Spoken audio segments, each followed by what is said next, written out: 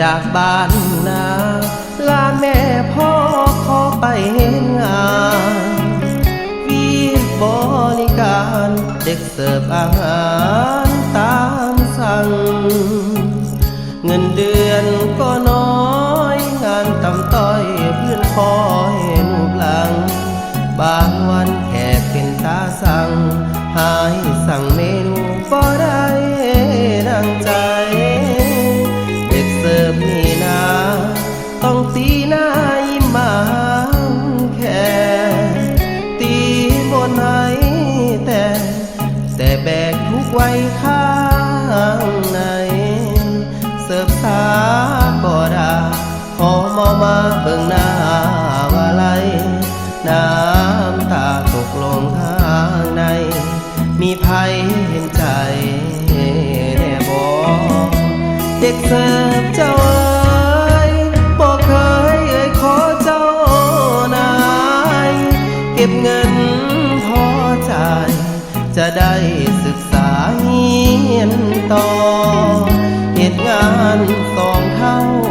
นายเพื่อนเมาหักเจ้าสิขอดีใจโทรบอกแม่พ่อให้ตั้งตารอเรียนต่อหลายปีเหตุเพียงทุกอย่างยามใดว่างบ่ห่างตำลาตั้งใจศึกษาผ่านมาบทเรียนที่มีชีวิตเด็กเสิร์ฟบ่ดีเลิศเสิร์ฟในศักดิ์ศรีเห็นจบในงานดีชีวิตนี้บ่ลืมเด็กเสิร์ฟ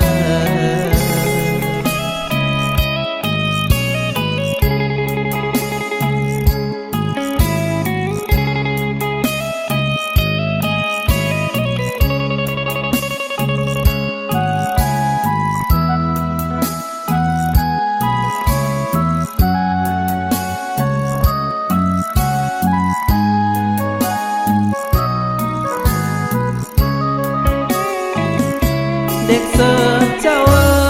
ยบอกเคยขอเจ้านายเก็บเงินพอจ่ายจะได้ศึกษาเรียนต่อเหตุงานสองเท่านายเพื่อนเมาหากเจ้าสิขอดีใจโทรบอกแม่พ่อให้ตั้งตารอเรียนต่อหลายปีเหตุเพียงทุกอย่างยามใดว่างบ่ห่างตำลาตั้งใจศึกษาผ่านมาบทเรียนที่มีชีวิตเด็กเสิร์ฟบ่ดีเลิศเสิร์ฟในศักดิ์ศรีเรียน